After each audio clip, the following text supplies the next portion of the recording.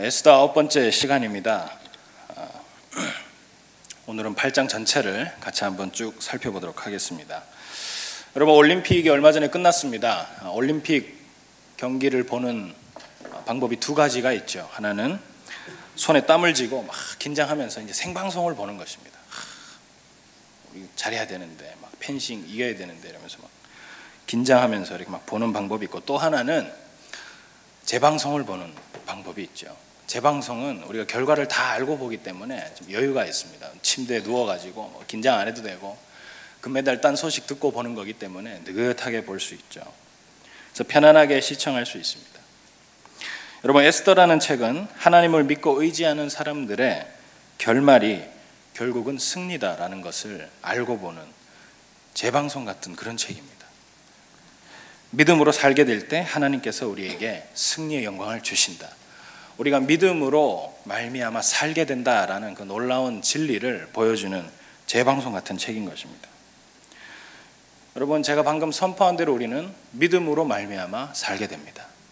믿음으로 말미암아 큰 영광을 얻게 됩니다. 그런 여러분이 믿음의 사람 되시기를 축복합니다. 에스더라는 책을 통해서 계속해서 이와 같은 믿음이 샘솟아나시기를 진심으로 축복합니다. 이제 이 8장 와서 이제 어떻게 결론이 나는지를 한번 쭉 같이 한번 말씀을 보면서 정리해 보도록 하겠습니다. 1절입니다. 1절과 2절을 같이 한번 보겠습니다. 제가 읽겠습니다. 그날 아하수에로 왕이 유다인의 대적 하만의 집을 왕후 에스더에게 주니라. 에스더가 모르드게는 자기에게 어떻게 관계됨을 왕께 아뢰었으므로 모르드게가 왕 앞에 나오니 왕이 하만에게서 거둔 반지를 빼어 모르드게에게 준지라. 에스더가 모르드게에게 하만의 집을 관리하게 하니라. 자, 이제 하만이 죽었습니다. 하만이 자기가 이제 모르드게를 죽이려고 장대를 높이 세웠는데 자기가 거기 매달려서 죽게 되죠. 그래서 이제 왕이 하만이 가지고 있던 그 집과 재산을 에스더에게 줬습니다. 그리고 에스더는 왕에게 나아가서 얘기합니다. 사실 제가 모르드게라는 이 사람하고 어떤 사이인지를 이제 말하는 것이죠. 친인척 관계라는 걸 이제 말하는 거예요. 왕이 처음으로 알게 됐죠. 이 두 사람이 혈육 관계였구나. 그리고 나서 에스더는 자기가 받았던 집을 모르드게에게 관리하라고 이제 줍니다. 모르드게가 이제 살게 되는 것이죠. 그 집에서. 그리고 재산을 관리하게 됩니다. 무엇보다 왕이 하만이 갖고 있던 그 인장 반지, 제2인자를 상징하는 그 권력의 반지를 빼서 이제 모르드게에게 줬다라는 것이 오늘 1절과 2절에서 알 수 있습니다. 쉽게 얘기해서 이제 페르시아라는 나라의 2인자가 된 것입니다. 모르드게는 왕 다음으로 가장 높은 자리에 올라갔다라는 것이죠. 하나님께서 단번에 역전시켜 주시는 그런 은혜를 누리게 되는 것을 이제 8장을 통해서 확인할 수 있습니다. 그런데 하만이 죽었고 재산이 다 처분됐다고 해서 모든 문제가 해결되는 것은 아니었습니다. 왜냐하면 하만은 비록 처형이 됐고 자기네들은 부자가 됐지만 남아있는 가장 중요한 문제가 있죠. 그것은 뭐냐면 유대인들을 죽이라고 했던 그 조서가 아직까지 전국에 다 퍼져 있기 때문입니다. 그러니까 이 조서를 취소하지 않으면 유대인들은 이제 그 날만 되면 죽게 돼 있는 것이에요. 왜냐하면 왕이 그렇게 명령을 했죠. 12월 13일에 다 같이 죽여라. 그래서 유대인들은 다 죽을 날만 기다리고 있기 때문에 이제 마지막으로 요거를 해결해야 되는 일이 남아있는 것입니다. 3절 보겠습니다. 에스더가 다시 왕 앞에서 말씀하며 왕의 발 앞에 엎드려 아각 사람 하만이 유다인을 해하려 한 악한 꾀를 제거하기를 울며 구하니.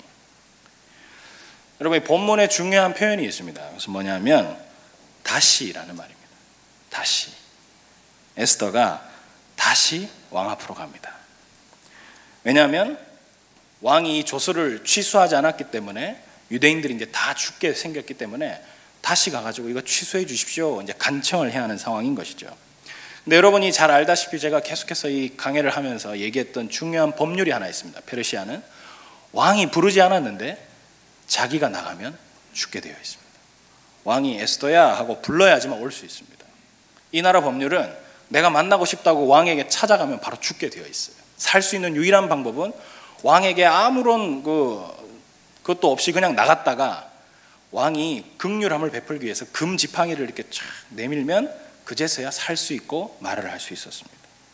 그렇기 때문에 에스더가 4장에서 내가 죽으면 죽으리다 이런 말을 하는 거예요. 왕이 부르지도 않았는데 자기가 나가야 되니까. 그때는 막 갈등도 하고 고민도 하고 못 간다 그러고 막 이런 막 모르드게 하고 이런 막 논쟁을 벌이고 그랬었죠. 근데 오늘 본문을 보시면 그때하고는 좀 사뭇 모양새가 굉장히 많이 다릅니다. 다시 왕 앞에 나가는데 동일하게 왕이 부르지도 않았어요. 허락도 없이 그냥 나가는데 오늘 이 본문에서는 에스더가 불안해하지 않습니다. 염려하지 않습니다. 걱정하지 않습니다. 그런 모습은 전혀 보이질 않습니다. 에스더가 갈등했다거나 유대인들에게 내가 다시 왕 앞에 나갈 것인데 3일 동안 금식을 부탁한다거나 모르드게한테 나 안 가면 안 돼 이렇게 말한다거나 이런 게 전혀 없어요. 그냥 자기가 자기 발로 나가는 것이에요. 이미 하나님의 능력을 경험했기 때문에, 이미 하나님 살아계시고 내 삶에 역사하신다라는 것을 확신하고 있기 때문에 하나님을 전적으로 신뢰하고 믿기 시작하니까 더 이상 고민할 필요가 없는 것이죠. 염려할 필요가 없는 것이, 걱정할 필요가 없는 것이. 믿음으로 하나님께 나가는 연습과 훈련에 익숙해지다 보면 우리의 염려는 약해집니다. 우리의 걱정은 약해집니다. 우리의 근심은 약해집니다. 대신 우리 마음 안에 주님 주신 용기가 생기고 담대함이 생기는 것입니다. 믿음의 사람들은 오히려 이런 게 자연스러운 것이죠. 제가 예전에 청년부 사역 할 때 참 재미난 일이 있었습니다. 임원진들을 데리고 너네 어디 가고 싶냐? MT 가자 이랬더니 경주월드를 가자는 거예요. 여러분, 제가 포항에서 사역했는데 근처에 경주라는 곳이 있는데 거기 가면 옛날 어르신들 도트락 월드라고 들어보셨나요? 예, 경주월드라는 데가 있었습니다. 뭐 대학생들이니까 그런 데 좋아하겠죠. 저는 돈 내고 왜 그런 걸 타야 되나 막 그런 좋지 않은 마음으로 따라갔는데, 가면 이제 주로 타는 게 뭐냐 하면 막 기차 있지 않습니까? 롤러코스터 막 빙글빙글 돌고, 그 다음 배 막 멀미나게 계속 앞뒤로 젖고, 그냥 멀쩡하게 타도 되는데 그걸 굳이 꼭대기까지 올려서 그런 걸 타는 것이에요. 그래서 우리 청년들하고 같이 임원들하고 이제 롤러코스터를 탔는데 제가 데리고 있던 그 임원 중에 아주 그 점잖은 자매가 하나 있었어요. 아주 말도 없고 그냥 아주 그냥 소심하고, 내가 뭐 물으면은 그냥 뭐 대답도 제대로 못하는, 제 얼굴도 못 쳐다보는 뭐 그런 아주 소극적인 자매가 있었는데, 같이 이 롤러코스터를 탔는데 저는 무서워서, 저는 막 꼭대기에서 막 떨어지기 시작하는 순간 이 벨트가 풀리면 어쩌나 이러고 막 이 손에 이게 막 쥐가 날 정도로 힘을 주면서 주님 찾게 되고, 저는 아직 남은 사명이 있다면서 간절히 기도하게 되고 막 꽉 소리를 지르는데, 이 자매가, 그토록 소극적이던 그 자매가 손을 놓고 타는 것입니다. 와 하면서 즐기는 것이에요. 누리는 것이에요. 너무 기뻐하는 것이에요. 더 놀라운 건 저를 보면서 말을 거는 거예요. 전사님 재밌지 않으세요? 와 이러는 거예요. 전 죽을 것 같은데 막 이래가지고 주님 살려주십시오 이랬는데, 제가 내렸습니다. 너무 놀래서 누구누구 자매야, 너 생각보다 되게 세구나. 어떻게 그렇게 잘 탈 수 있냐? 비결이 뭐야? 이래 물었습니다. 근데 너무 쉬운 대답을 하는 것이에요. 전사님, 많이 타면 돼요. 자주 타면 돼요, 전사님. 저는 여기 와서 몇 번 탔어요. 수십 번도 탔어요. 처음에 무섭고 두렵지만 계속 타게 되면 자신이 안전하다라는 걸 인식하게 된다는 것입니다. 전사님이 여기서 이 자리에서 같은 거 5번만 타보세요. 전사님 5번째 탈 때는 손 놓고 타실 수 있을 거예요. 왜냐하면 손 놔도 안 죽는다는 걸 아니까. 그렇게 되면 누리실 수 있어요.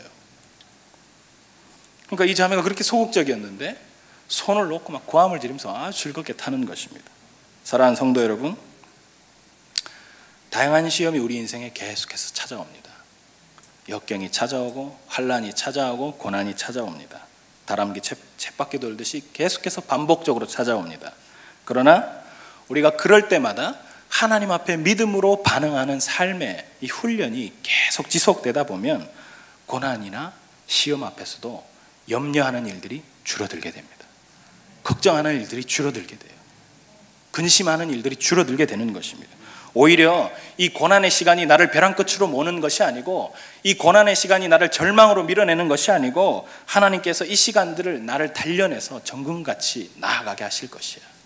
이런 믿음이 생기는 것입니다. 죽지 않아. 하나님이 설마 나를 밀어내시겠어? 내가 이거 누려야지, 즐겨야지. 사랑하는 성도 여러분, 다양한 삶의 모습 속에서 하나님께 믿음으로 반응하십시오. 하나님께 여러분의 믿음을 보여주십시오. 믿음으로 반응하는 삶이 여러분의 거룩한 습관이 되고 자연스러운 일상이 되시길 진심으로 축복합니다. 이제 4절에서 6절 우리 성도님들이 같이 한번 읽어보시겠습니다. 에스더가 무엇을 왕에게 간청하는지 4절에서 6절까지 한번 읽어보겠습니다. 시작.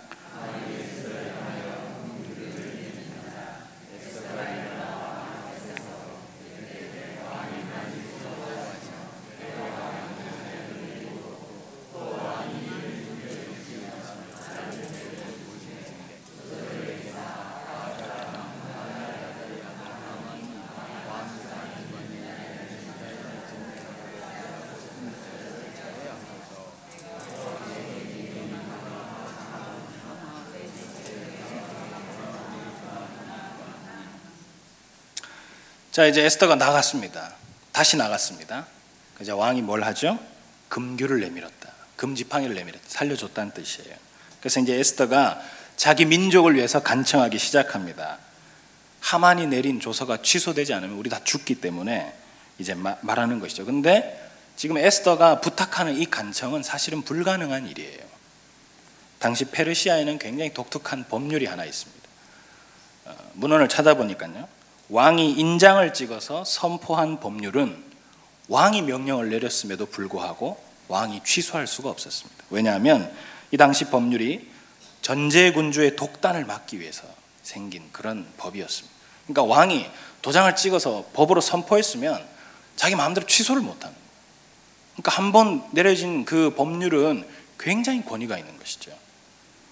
그러니까 지금 에스더가 이 취소해 주세요라고 말해도 취소할 수가 없는 그런 상황인 것입니다.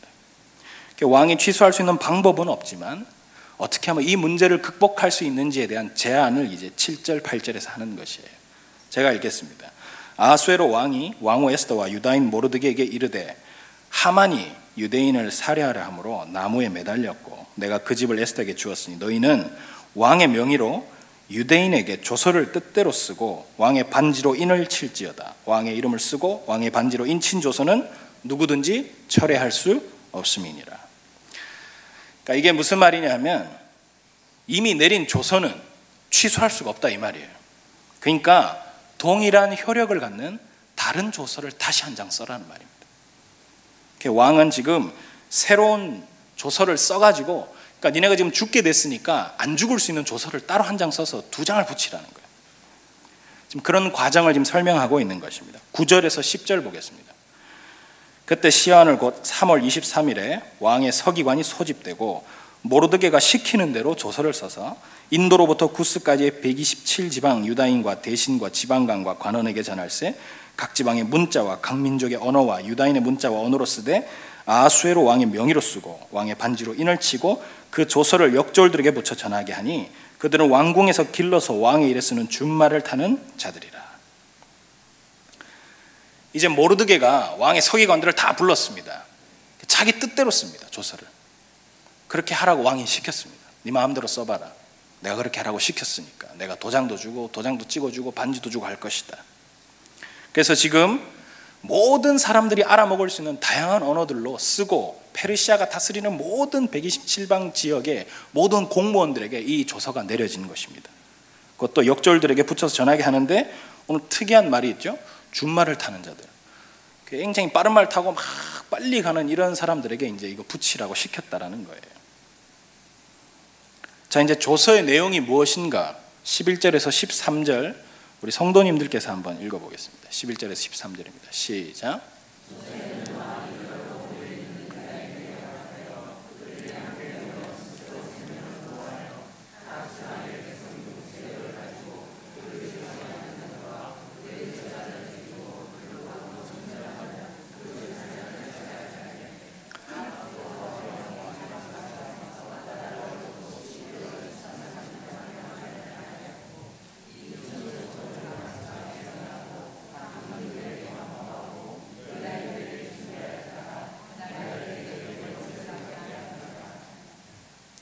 자, 이제 조서의 내용이 모르드게가 이렇게 썼는데요. 이 내용이 두 가지로 압축됩니다.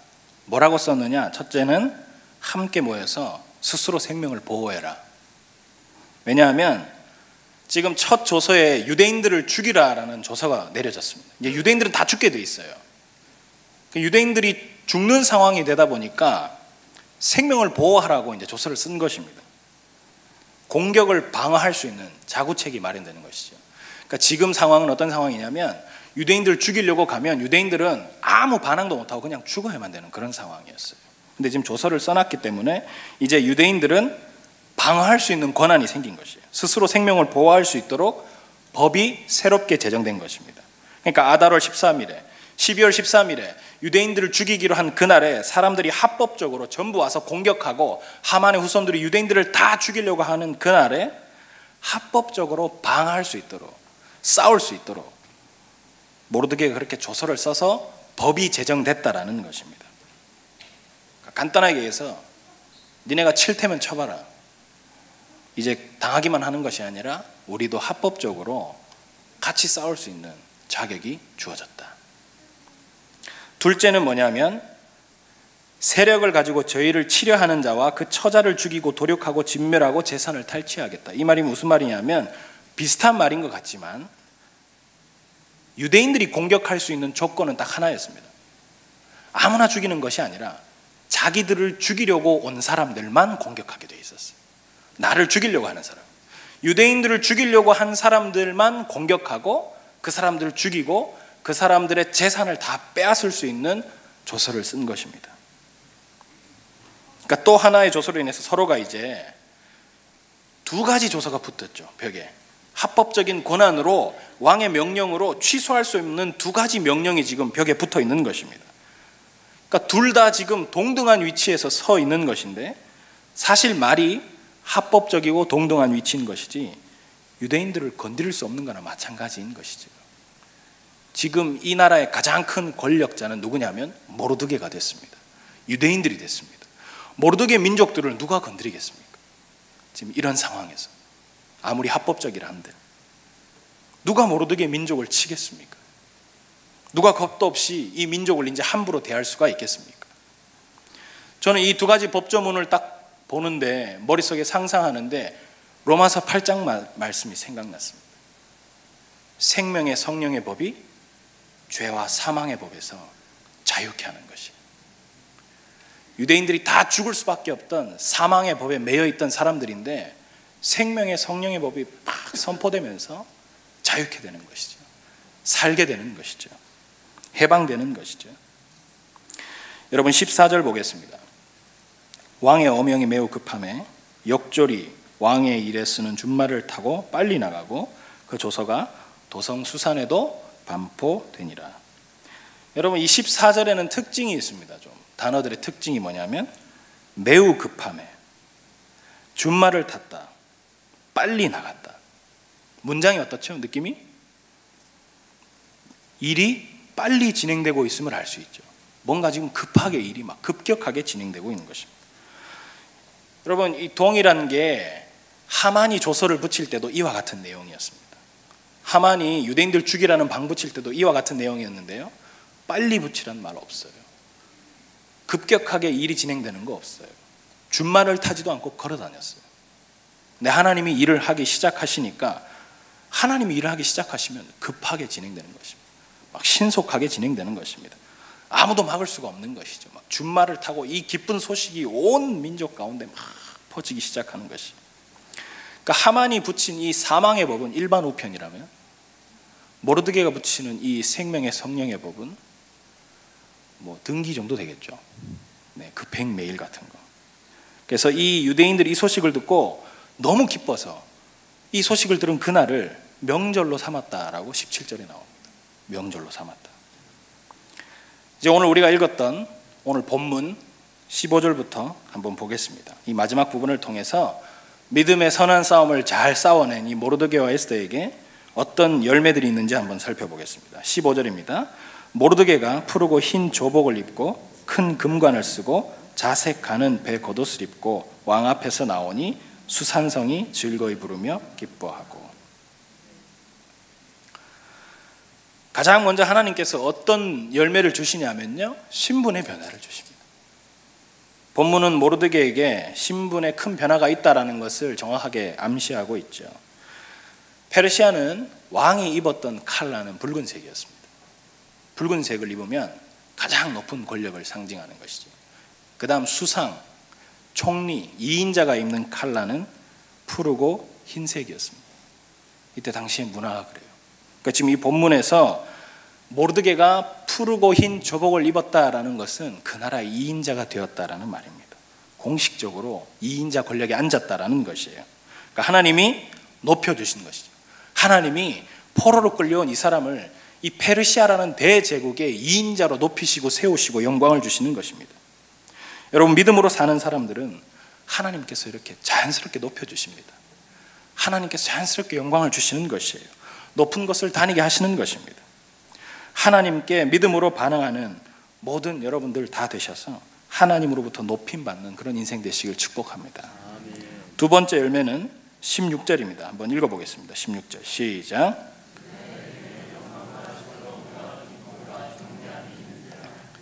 믿음으로 반응했던 이 에스더와 모르드게에게 두 번째로 하나님 주시는 축복이 있죠. 영광이 있습니다.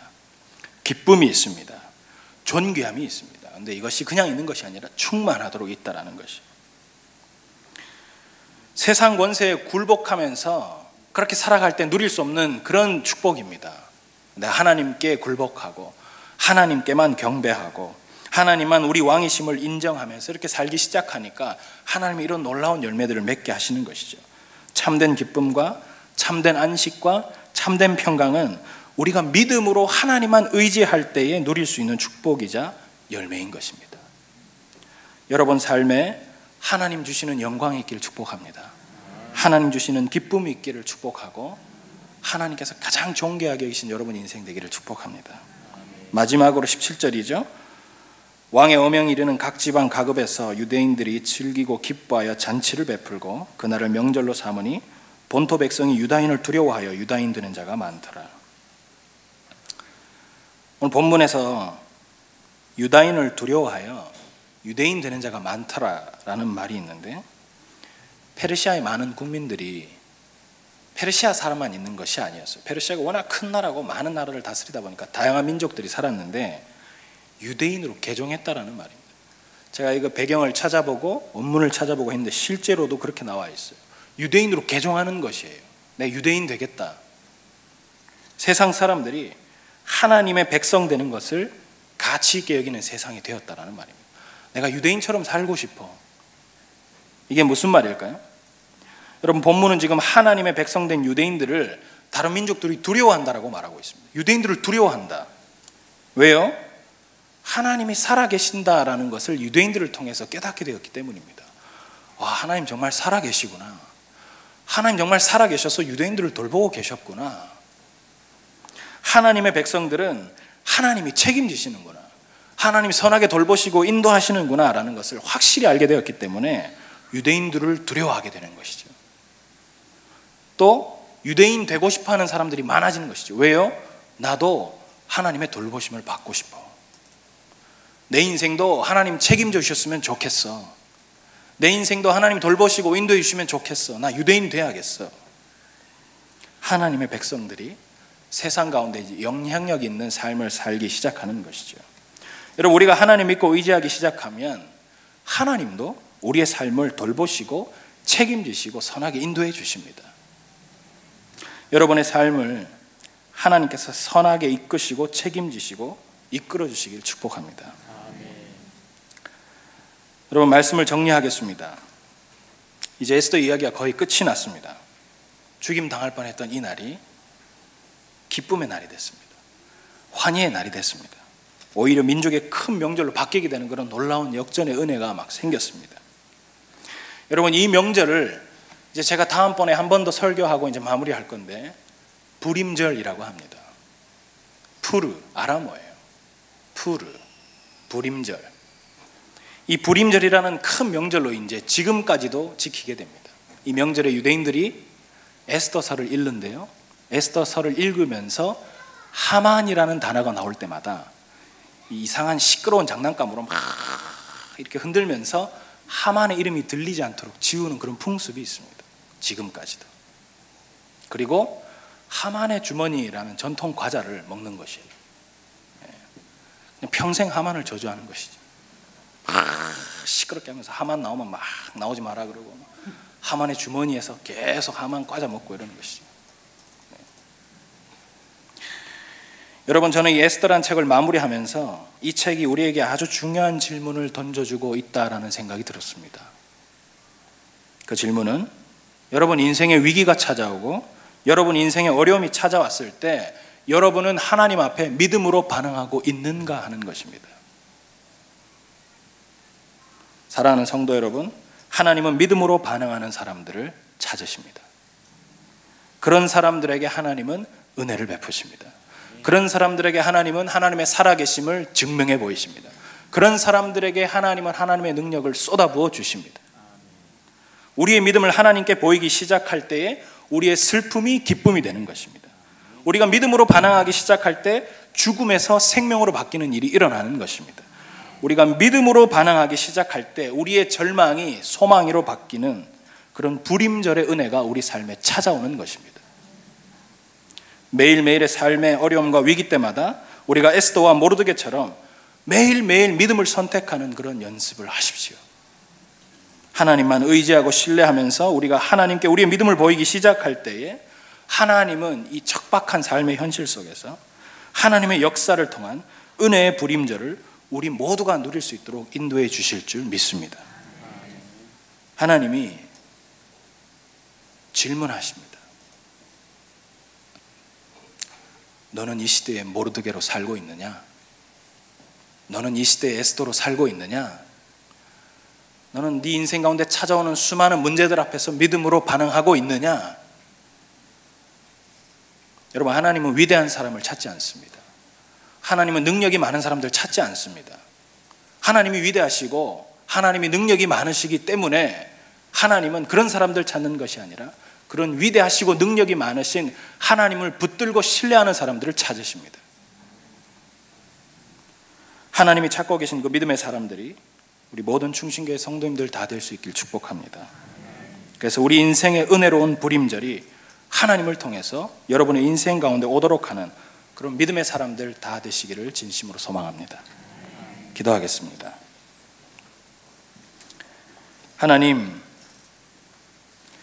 하나님께서 찾고 계신 믿음의 사람들이 저희 모두가 다 될 수 있기를 간절히 소망합니다. 저희 인생 가운데도 하나님 긍휼히 여기셔서 은혜의 불임절을 허락하여 주옵소서. 우리가 날마다 삶의 수많은 문제 앞에서 이 시대의 에스더와 모르드게로 살기를 소망합니다. 믿음을 선택하는 그런 삶을 살기를 소망합니다. 그래야 우리 삶 가운데도 하나님이 베푸시는 놀라운 은혜와 능력이 날마다 부유하게 넘치는 저와 우리 모든 성도님들의 인생이 다 될 수 있도록 축복하여 주옵소서. 예수님의 이름으로 기도합니다. 아멘.